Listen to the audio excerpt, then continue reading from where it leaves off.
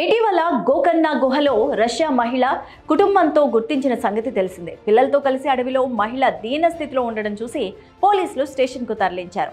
ఆమె కుటుంబ సభ్యుల వివరాల కోసం ఆరా తీయగా ప్రియుడు డ్రోర్ గోల్డ్ స్టెయినిన్ గురించి తెలిసింది. అతడికి సమాచారం అందడంతో గురువారం ఇజ్రాయెల్ నుంచి బెంగళూరుకు చేరుకున్నాడు. అయితే అతడు కీలక విషయాలు చెప్తున్నాడు.